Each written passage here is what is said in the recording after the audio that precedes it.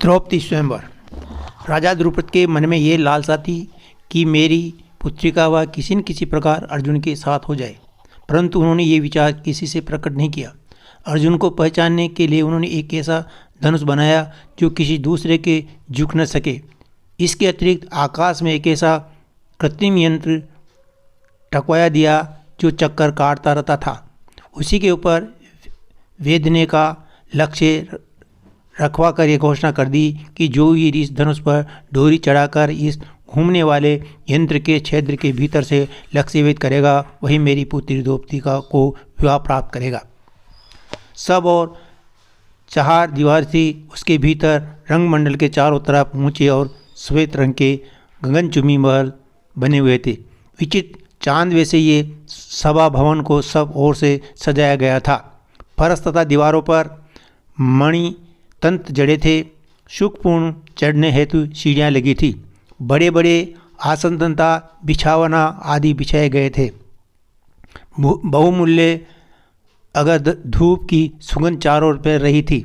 उत्सव के 16वें दिन ऋषि मुनि देश के राजा राजकुमार ब्राह्मण तथा प्रजाजनों से सभा मंडल खचाखच भर गया। कौरवों के षड्यंत्र के कारण पांडव भी ब्राह्मण वेश में ब्राह्मण मंडली में जा बैठे।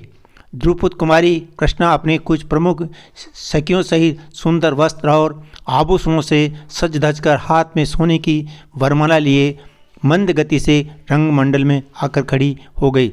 इसी बीच द्रौपदी का भाई द्रुपद अपनी बहन के पास खड़े होकर मधुर प्रिय वाणी से ये कर जो इस धनुष बाण से लक्ष्य का भेद करेगा उसे द्रौपदी वरमाला पहनाएगी।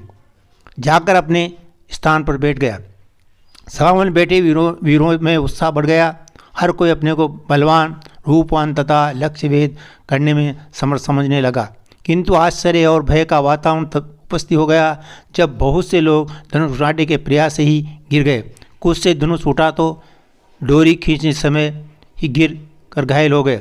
इस तरह जगह जगह से पधारे वीरों का उत्साह धीरे धीरे भंग होता गया और नतमस्तक होकर सभी बैठ गए। सभी को निराश उदास देखकर कर्ण के आकर धनुष पर डोरी चढ़ाकर जो ही लक्ष्यभेद करना चाहा, त्यों ही द्रौपदी जोर से बोल उठी, मैं सुतपुत्र को नहीं उड़ूंगी। वर्ण ने सुनकर ईर्षा भरी हंसी के साथ सूर्य को देखकर धनुष नीचे रख दिया। इस प्रकार बड़े बड़े प्रभावशाली वीर लक्ष्यभेद न कर सके। सारा समाज सहज गया। लक्ष्यभेद की बातचीत बंद हो गई। उसी समय ब्राह्मणों के सामने से अर्जुन खड़े हो गए। अब तो सभी आश्चर्य तथा विस्मय से अर्जुन को देखने लगे। कोई सोचने लगा कि जिस धनुष को बड़े बड़े राजा न उठा सके, भला उसे ब्राह्मण कैसे उठाएगा।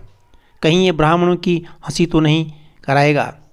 कहीं इसके कारण राजा लोग ब्राह्मणों से द्वेष न करने लगे। जिस समय ब्राह्मणों में नाना प्रकार की बातें हो रही थी, उस समय अर्जुन धनुष के पास पहुंच गए। अभी लोगों की आंखें अर्जुन पर पूरी तरह से जमी भी नहीं पाई थी कि उन्होंने बड़े आसानी से धनुष डोरी चढ़ा दी तथा बाण से लक्ष्य को भेद कर जमीन पर गिरा दिया। लक्ष्य भेद होते सभा मंडल में महान आनंद कोलाहल छा गया। अर्जुन के सिर पर दिव्य पुष्पों की वर्षा होने लगी। ब्राह्मण अपने दुपट्टे हिलाने लगे। द्रौपदी ने प्रसन्नतापूर्वक अर्जुन के गले में वरमाला डाल दी।